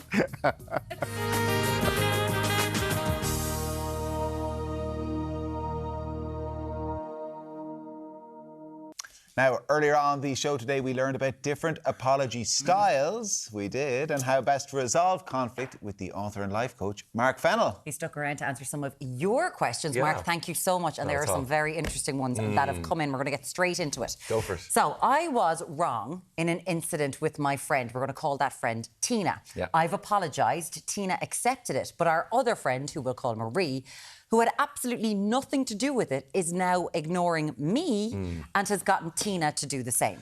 I feel it's time to move on, and maybe these aren't my friends after all. Do you think it's the right thing to do? Yeah, well, here's what I would suggest. The first friend that you fell out, accept the apology. So I'd always suggest that it's a case of making amends with them and saying, look, here's where we're at. We've made amends. I value our friendship. And what's important to do is sometimes highlight how long the friendship's been and say, look, we've been friends for 10 years. Is it worth falling out over a bad 10 minutes? And weigh it up and say, but look, I can't stick around with the dynamic that's at play. They actually call it triangulation. So it's basically when one person pits another person and it's 2-on-1, so it's like a triangle. That's where that comes from. So basically, the person who's joined the fight, even though she's not got skin in the game, she may have had a bone to pick, or maybe jealousy or the typical stuff, and this was her moment to go, great, I can get her out of it now. And so that's what happens. And triangulation is basically where you've got someone who jumps in on a fight to target one person. It's stereotypical in office bullying and different things like that. Well, what should you do? So she should approach the friend that she actually had the fallout with, state that, look, how long have we been friends? Is it worth falling out over that? And say, I'm feeling this from the other girl, and I don't want to be in this dynamic play anymore. Okay. So either we stay friends, or maybe we'll just call it a day. Okay. How do I deal with a work colleague who is constantly being negative towards me? It seems that they are always against me. Yes. No, I would ask, there's always a question I would ask if a client comes to me with that, and I'd always say to you, look, firstly, are they legitimately against you and you only? Because sometimes we internalise everything. It's called spotlight syndrome. We believe it's all on us and they're not like this to others. And truthfully get a picture of, is it actually just you? Secondly, and try to evaluate that. But secondly, I would, if you have a confidant in the office, someone you can trust, and say, do you see what I see? Yeah. How would it make you feel? And see how they kind of read the barometer. And at that point, then you know that you're not kind of, should we say, misreading things. At that point, it's a HR issue. If it's in the office, go and get advice. But you can do an off-the-record chat with someone in HR, or you might have someone that's an employee in the EAP, Employee Assistance Programme, who they're not quite HR, but they might steer you. The main thing is you don't stick around and tolerate it, because if it's carrying out, it will only get worse over time. But here's what I would say to you. When they do actually insult you, respond with the question, what do you hope to achieve by saying that to me? And go quiet. And now what you're doing is you're highlighting what they've just said. You're not saying you're offended, but you're getting to explain the rudeness or whatever they've just done. You've now put the spotlight on them. That's a powerful tool to get someone to go, I didn't mean anything by it. that they'll start to back off because they now know they've been seen. So that can be a helpful little tool as well, if it's, should we say, confrontational in a way. Very interesting. One of my parents is dying. We're very, very, very sorry for what you're going through right now. It's a terrible thing. But they go on to say, this person, a narcissistic relative keeps trying to get in touch with me. This person is very good at the language, knows all these words. What's the best way to disengage with them? Yeah, I mean, one of the things is sometimes you have to keep things amicable or civil because maybe there's, grief is a difficult process, but obviously there may be plans that have to happen or things are happening or still keeping you engaged with the person. Could be from legal matters, from the will, or I don't know. But the point is, keeping things amicable may be required at this point. But then it's a case of stating, look, if you want to communicate with me, drop me a text or let me know. Cut down on how they're communicating with you. You don't want them coming to your door if there's someone you deem as toxic. So the method of communication, if there has to be a method of communication, you decide how that is. Or if you really want to kind of take it there and it's just through legal matters, keep it through to solicitors only. Sometimes it happens in couples if they fall out and it goes belly up, say, look, if you have any questions for me, send it through the solicitor. I know it's messy, but it protects you as well. Boundaries is the key. It's really setting them in stone, say, look, that's too much contact. I need to put a boundary in play. We got another question in kind of similar ballpark, toxicity in families. My parents are divorced. My dad keeps trying to turn me and my siblings against our mum. What should we do? It's very common, but it's horrendous that it happens. So basically what you want to do is you want to see mum and dad like two silos. They're there, but they're separate. You're the common denominator, but when you're in dad's silo, you're talking with dad, you talk about dad's stuff and his, whatever he's doing in his life, but you cannot or not permitted to talk about the other silo, if we call it like that, right? So basically you've separated them. And if one brings up the conversation, say, look, I'm not discussing mum, you guys are divorced now, so let's not discuss mum. And separate that, clear boundary. If they go, yeah, but you know what mum did and da-da-da-da. If they persist, what you end up, if you keep talking about that, I'm going to have to leave the room. Because I am not talking about mum with you, dad, anymore. Your relationship is over. So let's talk about us instead. And that's how you have to, it's hard to do, but you do, because if you don't, you become then the messenger or the go-between. And they start sending stuff back, and this is what happens. And they're still having digs at each other through the kids. So you got to get clear on that stuff. Separate the boundaries. There's now a border in play. And it's like talking about dad. We're not talking about it. We're not talking about mum, and mum's not talking about dad. And that's the only way to deal with that. Don't get into arguing his perspective with your perspective. Try not even get into that. Keep it a dad and child relationship That's only. Horrendous. It's that very is difficult. Such a horrible thing to be. Very, very challenging. I had a falling out with my brother. I haven't spoken to him in over a year. I really miss him, but I know having him in my life would actually hurt me. What Got to protect yourself. So basically, what she's missing is the element of connection she had with her brother that maybe she's not seeing with other people, because it's a brother-daughter connection or brother-sister connection. So she's missing that element of connection. If the person is really bad and obviously too hurtful to have in your life, well, then you have to just make that decision, burn the bridge and don't rebuild it, But I'm always of the type, well, can we do something that could be amicable or workable, a workaround almost? And that might be, a conversation, say, look, we'll agree to disagree or whatever else, but let's just be amicable if we cross each other in the shops. Let's just be functional. I'm still getting over this, etc., but let's just be functional, that it's not toxic when we see each other, because you're going to see each other at events. So try and just, should we say, bury the hatchet, but if they're too toxic, you have to decide on how that's done. Is that via text? Is that a handwritten note? Is that face-to-face? Is it a phone call? I'd suggest face-to-face might be too difficult. Because a lot of people going through tough times getting in touch. One of my parents recently died and a family member keeps playing the victim and making it all about them. How can I go about ignoring them and keeping them out of my life? Yeah, I mean, you're cutting someone out whose family potentially, I mean, grief is horrendous and everyone deals differently. And that's how they're obviously dealing with it. It's not, that's their way. It doesn't mean it's a positive way, but that's their way. I would always kind of come at it. You're not meant to be their therapist because you're grieving too. And so sometimes you have to kind of go, well, I'll let them be, but I need to withdraw here because I got to heal on my own. And making that decision. If you want to kind of curtail it, if you're trying to cut someone out of your life, I would say hold off for a time, because grief can make us do erratic things and we can be quite reactionary because we're hurting and so forth. I would try hold off cutting people out of your life, even just, I'm not a distance for a time, but try not cut people out. Family, it's never perfect. There will be turbulence. Can you say, what if they don't know they're making it all about them? I would bring it up. Is my worry there that their grief is more, that, you can be real self-involved and be like, my grief is worse than everybody else's. They mightn't know what they're doing. They may not know. And the problem is, if both parties, which they are, is grieving, it's going to be a very difficult conversation to have at this time. So I am going to give it a little bit of time and then kind of come back around to it and then maybe have the conversation. But it depends how raw it is. If it's only a month, it's very raw. It's going to be a very difficult conversation because both are in the depths of grief. So if you wanted, I would make sure that the person has a confidant for them to deal with their grief, a professional if needed. But if the time comes around and they see that this person if it's 3 years ago and they're still making out that their, should we say, version is worse than everyone else's, well, then a conversation could happen. But I would be saying, you're never going to change people, but you can change how they interact with you. That's what you can control. So, hold on to what you can be in control of. Very tough. The moral of the story. You've got an event happening? I do, actually. November? Yeah, thanks for that. November 17th. Shameless plug slot. So I love that. It's November 17th. We're all about it. It's an event basically all about, if you're at a point in life and you want to make the best of what the years ahead, it's an empowerment day, it's a encouragement day, it's practical, dealing with stuff like this and whatnot and how to kind of move forward. It's called SOAR.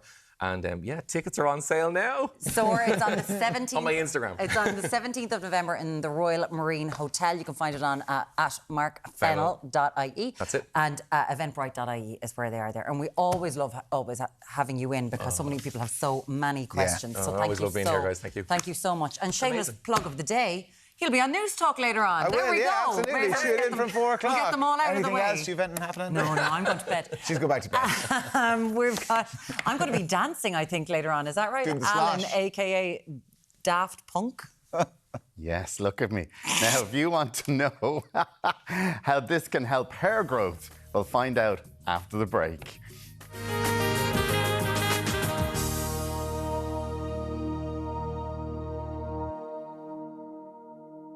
Welcome back. Now, protecting our hair and promoting hair growth isn't something that happens overnight, but you know what?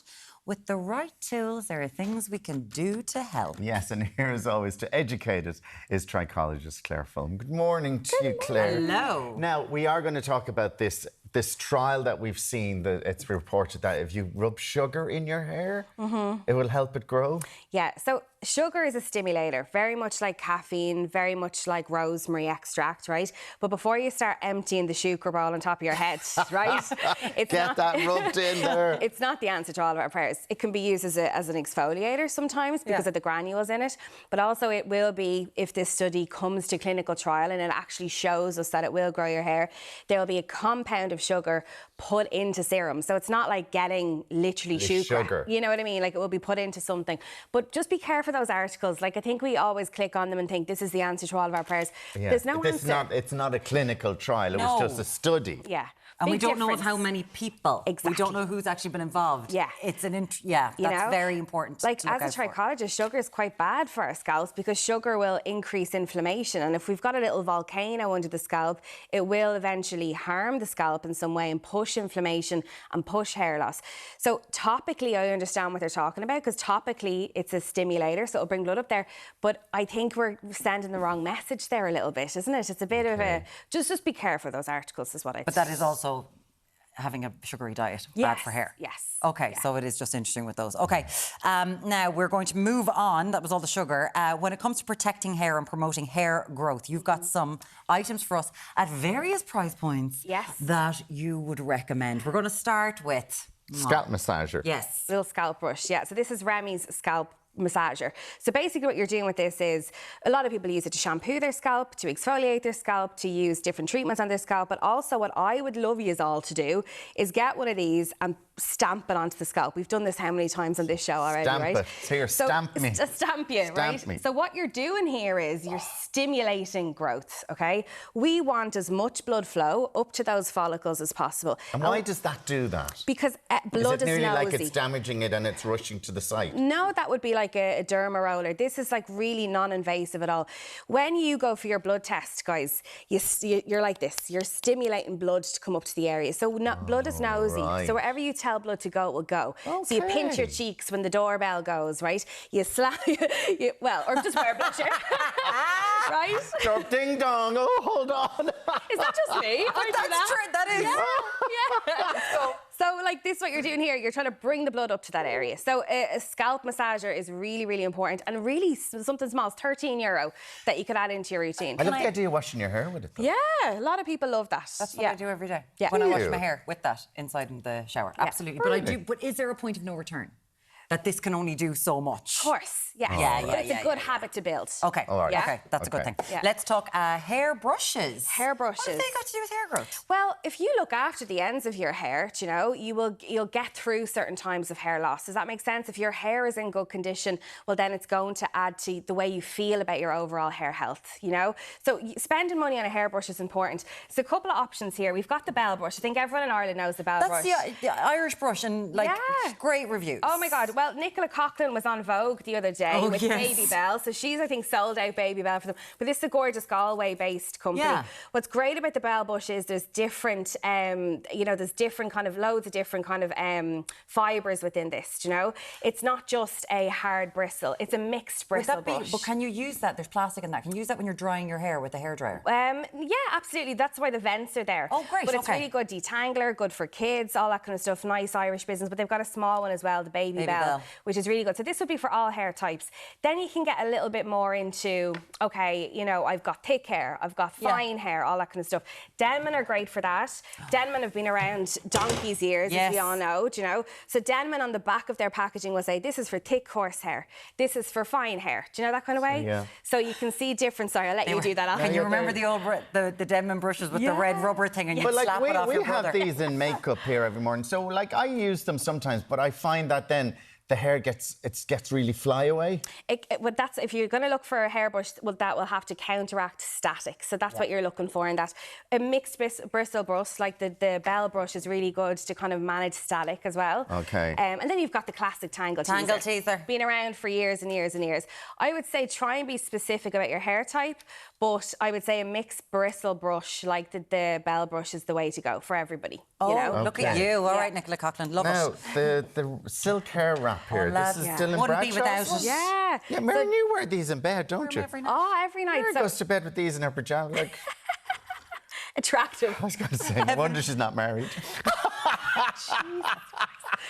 So, the silk bonnets, right? They are absolutely made for people to protect their hair when they are growing hair back, but also protect static, you're a devil, Alan! Protect static, make sure that there's no flyaways. But you've noticed a difference, Mary, haven't you, from using something like this? Like, it's like night and day. Like night and day. Yeah. And obviously, Dylan Bradshaw's... What does it do for you?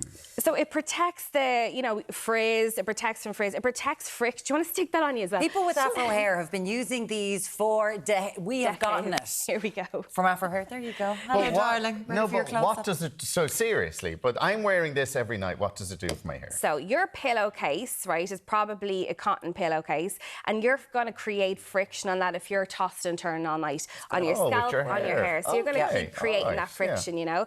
So by using one of these, it's brilliant. You know, it will protect the ends of your hair. I prefer it to a silk pillowcase. And it's a great gift, like such a nice gift. You know? We need to get onto your around the world thing. Now, this is very expensive. The others were quite... This is nearly €800. It's a lot of money. When I turn it on for you, it's a lot of money, right? What does it do? So, the red light, the LED light, is going to bring the blood up to the follicle more than it would naturally, okay? So, as we said, we want as much blood flow to go up to those follicles as possible. There's 120 LED bulbs on this. The reason you're paying the money for it is because it really does work. You know, you have to use it every single day for 10 minutes. There's a timer that will go off. Really? In 10 minutes, is it really going to make a difference? Like, I think it's great for men, and I think it's great for people with chronic conditions of the scalp, right? So, someone who has androgenetic alopecia, frontal fibrosing alopecia, Really? 100%. You'll make a really big difference. Wow. Look, you're going to spend nearly €700 on topical products. There's no doubt about it. Yeah, but you get your headphones as well. Like over the year, you probably would. You can listen to your music. You can hook it up to your phone. So 739. Yes, yeah. So it's expensive, but it is worth it, honest to God. Of course, as always, trichologist, True Hair, Claire Fulham, thank you so much for joining us. Thank you so much. Kieran, what's coming up tomorrow? Come on. We are going to be talking money, and how open should you be with friends and family about finances. We're going to have a discussion panel. Yes, and we'll have our final Love Island debrief after the final airs tonight. He's going to leave you're not getting it back, Claire. This is what's happening. I'm using my 10 minutes. A makeup demo and loads more. We'll be back on Ireland AM tomorrow from 7. Have a great day. Have a great day. Bye.